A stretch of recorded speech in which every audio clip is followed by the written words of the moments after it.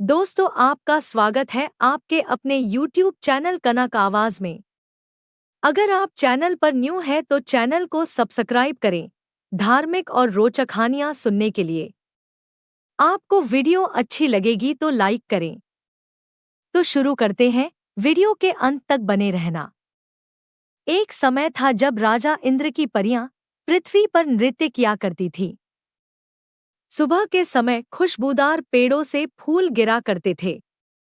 राजा इंद्र अपने बेटे गंधर्वसेन को वचनों में बांधते हुए गधा बनने के लिए कहता है। गंधर्वसेन का जन्म लाखा कुम्हार की गधी से होता है। वह कुछ ही समय में बड़ा हो जाता है और रात के आधे पहर के समय लाखा कुम्हार को आवाज लगाता है कि वह अपनी पैपावती नगरी के राजा को जाकर कहे कि वह अपनी लड़की पांडे बाई का विवाह उससे कर दे। लाखा कुम्हार की गधी का रेंगटा हर रात अपनी इसी बात को दोहराते हुए रोज लाखा कुम्हार को जगाता है। लेकिन लाखा कुम्हार की हिम्मत नहीं होती कि वह यह बात जाकर अपने राजा से कहे कि वह अपनी बेटी पांडे बाई का विवाह उसकी गधी के रेंगटे से कर दे। ऐसी गलती करने पर निश्चय ही राजा उसे कड़ी से कड़ी सजा देगा व उसकी खाल उतरवा देगा। वह उसे नगर के बाहर भी निकाल देगा। परेशान होकर लाखा कुम्हार अपनी पत्नी से गांव छोड़कर चलने को कहता है। लाखा अपने घर का सारा सामान गधों पर लाद कर घने जंगल को पार करते हुए निकल जाता है। रास्ते में उसे गांव के लोग मिलते हैं। वे अचंभित हो उससे उसके गांव छोड़कर जाने का कारण पूछते हैं। वे कहते हैं, अरे लाखा, ऐसा क्या दुख पड़ गया, क्या विपदा आ गई, ऐसी क्या बात हो गई जो तू गांव छोड़कर जा रहा है? अगर तू चला गया तो हम अकेले यहाँ रहकर क्या करेंगे? हम तेरे बिना किससे मटकी और मिट्टी के बर्तन लाएंगे? वे उसे वापस गांव लौटने के लिए कहते हैं। पंच पटेलों का निवेदन सुनकर लाखा इस बात पर वापस गांव चलने को राजी होता है कि उन्हें एक रात उसके घर बितानी पड़ेगी, जिसके लिए वे तुरंत तैयार हो जाते हैं। आधी रात का जब पहर होता है तो गधी का रेंगटा लाखा को वही आवाज लगाता है कि वह जाकर अपने राजा से कहे कि वह अपनी बेटी का विवाह उससे उससे कर दे। पंच पटेल रेंगटे की मांग को सुनकर स्तब्ध रह जाते हैं। उनकी हिम्मत नहीं होती कि वे यह बात राजा को किसी तरह कह दें। इसलिए वे भी लाखा के साथ गांव छोड़कर जाने का निर्णय करते हैं। सभी गांव छोड़कर चल देते हैं। यह बात राजा पैप सिंह को उसके महल में मालूम हो जाती है तो वह अपने घोड़े पर बैठकर गांव वालों के समक्ष आता है और उनके जाने का कारण पूछता है। अरे बस्ती के लोगों, ऐसी क्या बात हो गई जो तुम गांव छोड़कर जा रहे हो? तुम्हारे बिना मैं किस पर राज करूंगा और कैसे इस नगर का राजा कहलाऊंगा? गांव वाले जवाब देते हैं कि वह इसका कारण लाखा से पूछें। राजा जब लाखा की ओर देखता है तो वह रोने लगता है और कहता है कि कारण जानने के लिए राजा खुद उसके घर एक रात सोकर देखे। गांव वाले भी कहते हैं कि अगर राजा एक रात बिताने के लिए राजी हो जाए तो वे भी वापस गांव लौट जाएंगे। राजा उनकी बात मान लेता है। आधी रात होती है और गधी का रेंगटा लाखा को वही आवाज लगाता है कि वह महल में जाकर राजा को कहे कि वह उसकी बेटी पांडे का विवाह उससे कर दे। राजा पैप सिंह यह बात सुन लेता है। यह सुनकर वह अचंभित रह जाता है कि गधी के रेंगटे का विवाह वह अपनी बेटी पांडे से कैसे कर सकता है। इस संकट से बचने के लिए वह एक शर्त रखता है कि अगर गधी का रेंगटा उसकी नगरी का परकोटा एक रात में पीतल तांबे का खिंचवा दे तो वह उसका विवाह अपनी बेटी से कर देगा। यह कहकर राजा अपने महल को लौट जाता है। पीछे से लाखा का दिल घबराने लग जाता है। शर्त सुनकर रेंगटे के भी कान खड़े हो जाते हैं। वह लाखा से कहता है कि वह उसकी पीठ पर दोनों तरफ थैले लटका दे। एक में पीली मिट्टी भर दे और दूसरी में काली मिट्टी भर दे। इसके पश्चात वह उसे नगरी का फेरा लगवा दे। विवश हो लाखा उसकी बात मानते हुए नगरी का फेरा लगवा देता है। एक रात में परकोटा तांबे पीतल का हो जाता है। सूरज उगते ही महल में राजा को जैसे ही यह खबर लगती है उसका दिल घबरा जाता है। वह अपनी रानी से कहता कि उसे अपने वचन को निभाने के लिए अपनी बेटी की शादी गधी के रेंगटे से करनी पड़ेगी। लेकिन शादी के बाद वह रेंगटे को महल में ही घर जमवाई बनाकर रख लेगा। वह अपने नाई को बुलाकर उसके हाथ लाखा कुम्हार के यहाँ लग्न भिजवा देता है। लग्न आते देख लाखा गांव वालों को आवाज लगाता है कि वे उसके घर आकर लग्न झिला जाएं। यह सब कार्य बड़ी शोभा से हो जाता है। लाखा बारात ले जाने की तैयारी में जुट जाता है। वह बिना किसी बैंड बाजे के बारात को लेकर चल देता है। लाड़ा रेंगटा बारात में नाचते हुए लोगों पर रुपए लुटाता चलता है। बारात जब राजा के यहाँ पहुँचती है तो महल में से उतरकर घर की महिलाएं तोरण द्वार पर मंगल गीत गाती हुई आती हैं और दूल्हे का स्वागत करती हैं। रानी आरती करती है।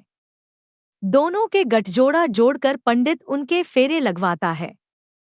पहले फेरे में राजा रानी अन्न का दान करते हैं, दूसरे में छल्ला अंगूठी, तीसरे में 5 बर्तन, चौथे में 5 कपड़े, पांचवें में सोने का दान, छठे में गज हिष्ट्या, हाथी और घर के देवताओं का दान और 7वें में गौ माता का दान करते हैं। फेरे लगने के बाद बारात लौटने की तैयारी करती है। विदाई में महिलाएं गाली गीत गाती है। मालिन फूलों के हार बनाकर लाती है।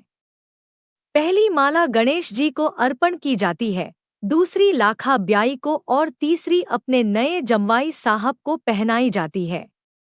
बारात लौट जाती है लेकिन बेटी और जमवाई को महल में ही रोक लिया जाता है। उन्हें महल के तलघर में खर्चा पानी देकर रहने के लिए अकेला छोड़ दिया जाता है। जब दिन ढलने के बाद रात होती है तो रेंगटा गंधर्वसेन बन जाता है। हर रात को वह मनुष्य देह में तब्दील हो जाता। सुबह होते ही वापस गधा बन जाता है। कुछ समय पश्चात पांदे गर्भवती हो जाती है। वह एक के बाद एक 4 बच्चों को जन्म देती है, जिसमें सबसे बड़ा भरतहरी, उससे छोटा विक्रमादित्य, उससे छोटी मैनावंती और चौथे स्थान पर सबसे छोटा भाई सलीमादित्य जन्म लेता है। चारों बहन भाई महल के तलघर में खेलते कूदते हैं। एक दिन राजा पैपसिंह की रानी को अपनी बेटी की याद आती है। उसके हाल चाल जानने के लिए वह अपनी दासियों को तलघर में भेजती है। वे जाकर देखती हैं कि पांदे हाथ में किताब लिए पढ़ रही है और चारों बच्चे मस्ती में खेल रहे हैं। दासियों से मिलकर वह कहती है कि वे जाकर उसकी माँ से कह दे कि उसने तो अपनी बेटी का विवाह गधे से किया था, लेकिन उसके 4 बच्चों का जन्म हुआ है। इतने में रेंगटा भी घास चरकर वापस लौट आता है। रात का वक्त होता है। रेंगटा अपनी खाल उतार कर गंधर्वसेन बन जाता है। खाल को खूंटी पर टांगता है। यह राज जानने के बाद मौका देखकर रानी दासियों को तेल देकर भेजती है कि वे जाकर रेंगटे की खाल को जला दें। रानी सोचती है कि ऐसा करने से रेंगटा हमेशा के लिए खत्म हो जाएगा और बदले में मनुष्य रूपी गंधर्वसेन बच जाएगा। खाल को दासियां जैसे ही आग लगाती हैं, गंधर्वसेन पांदे से कहता है, अरे मेरी खाल में किसी ने आग लगा दी है, मेरा पूरा शरीर जल रहा है। तू तुरंत इस नगर को छोड़कर जंगल में चारों बच्चों को लेकर निकल जा। मैं बदला लेने के लिए आज इस नगर को तहस नहस कर दूंगा। पांदे चारों बच्चों को लेकर महल छोड़ जंगल में पहुंच जाती है। वहां घने जंगल का भयावह दृश्य देख जोर जोर से रोने लगती है। उसे रोता देख चारों बच्चे भी रोने लगते हैं। सलीमादित्य गोद में होता है। जंगल में खाने पीने को कुछ नहीं मिलता। भूख के मारे आंचल में दूध आना भी बंद हो जाता है। छोटा बालक सलीमादित्य भूखा मरने लगता है। इतने में सामने से नाहर और नाहरणी का जोड़ा आता दिखाई देता है। भरतहरी अपनी माँ से कहता है कि नाहर नाहरणी उन सब का शिकार कर खा जाएंगे, इसलिए वह छोटे भाई को वहां छोड़कर आगे चले जाएं। पांदे सलीमादित्य को नरसल पेड़ के नीचे रखकर बाकी तीनों बच्चों को लेकर वहां से चल देती है। घनी रात का समय होता है। आगे चलकर वे ढोबा प्याड़ पर पहुंचते हैं। रात का पहरा लगाने के लिए पहले पहर में विक्रमादित्य जागता है। धोबा प्याड़ के पास स्थित बावड़ी के बड़ में काले सांप का वास होता है। विक्रमादित्य को बड़ के पेड़ में चकवा चकवी दिखाई देते हैं। विक्रमादित्य की मौजूदगी से अनभिज्ञ वे आपस में बतियाते हैं कि अगर उनमें से कोई चकवे को मार कर खा जाए तो वह धारा नगरी का राजा बन जाएगा, और चकवी कहती है कि अगर कोई उसे मारकर खा जाए तो वह रोज एक सोने की मोहर उगलेगा। चकवे चकवी की बात सुनकर विक्रमादित्य सोचता है कि वह दोनों का शिकार कर खुद चकवी को खा जाए तो रोज एक सोने की मोहर मिलेगी, और भाई भरतहरी को चकवा खिला देगा तो उसे धारा नगरी का राज मिल जाएगा। दोनों का शिकार कर वह भरतहरी को जगाता है। भरतहरी अपने भाई की बात सुनकर चकवे को खा लेता है और विक्रमादित्य चकवी को खा जाता है। आधी रात का पहरा भी पूरा हो जाता है। इसके बाद पहरा देने की बारी भरतहरी की आती है। अब विक्रमादित्य गहरी नींद सो जाता है। इतने में जिस बड़ के पेड़ में तीर से चकवा चकवी का शिकार किया था उसमें से काला नाग नीचे उतरता है और विक्रमादित्य को डस लेता है। विक्रमादित्य की वहीं मृत्यु हो जाती है। उसके मुंह पर चींटियां चढ़ने लगती हैं। सूरज उगता है तो पता चलता है कि उसकी मृत्यु हो चुकी है। पांडे अपने दूसरे बेटे को खोने के दुख में रोने लगती है। जिंदा बचे हुए भरतहरी और उसकी बहन भी जोर जोर से रोने लगते हैं। मां विलाप करती है कि भगवान ने उसके भाग्य में यह सब दुख क्यों लिखे हैं। अपने भाई की अंत्येष्टि के लिए खप्पन फन लाने के लिए भरतहरी शहर की ओर निकल जाता है। घना जंगल पार करते हुए वह धारा नगरी पहुंचता है, जिसके दरवाजे उसे बंद मिलते हैं। दरवाजे बंद देख भरतहरी दुखी होता है। उस समय धारा नगरी का कोई राजा नहीं होता, क्योंकि जो भी राजगद्दी पर बैठता है उसे वहां का राक्षस व कामाख्या देवी खा जाते थे। भरतहरी को देख नगरवासी उसे राजा बनने का प्रस्ताव देते हैं। दुखी भरतहरी जवाब देता है कि वह तो अपने भाई की अंत्येष्टि के लिए खप्पन लेने आया है, लेकिन आखिर में उसे नगरवासियों का निवेदन स्वीकार करना पड़ता है।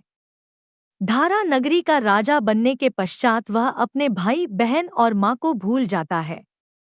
भरतहरी को जब राक्षस की बात पता चलती है तो वह उसे रिझाने के लिए नगर के गेट से महल की राजगद्दी तक फूल बिछवा देता है और ऊपर से सुगंधित इत्र का छिड़काव करवा देता है। जैसे ही राक्षस महल में प्रवेश करता है वह मादक महक से मोहित हो जाता है। कामाख्या देवी भी भरतहरी से खुश हो जाती हैं। दोनों खुश होकर भरतहरी को वरदान देते हैं कि धारा नगरी पर अब वही राज करेगा। जंगल में पांडे अपने दोनों बच्चों और विक्रमादित्य की लाश के साथ भाई के लिए खप्पन लेने गए भरतहरी का इंतजार करती बैठी रहती है। पांडे के दुख को देख शंकर भोलेनाथ प्रकट होते हैं और अपना नाद बजाते हैं।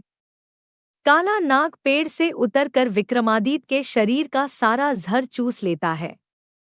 शंकर द्वारा अमृत जल के छींटे देते ही वह उठ खड़ा होता है। विक्रमादित्य को जिंदा कर शंकर अपनी धूनी पर वापस चले जाते हैं। एक दिन धारा नगरी में चोरी हो जाती है, जिसमें डकैत गायों को चोरी करके ले जाते हैं। बस्ती गायों को छुड़ाने के लिए भरतहरी से निवेदन करती है। भरतहरी अपने घोड़े पर सवार हो डकैतों के पास जाता है और देखता है कि डकैत हरी पीली रंगीन जाजमों पर बैठे हुए हैं। उन 1000 डकैतों का सरदार गणपत सिंह भी वहीं बैठा होता है। भरतहरी गणपत सिंह को ललकारते हुए गायों को छोड़ने के लिए कहता है।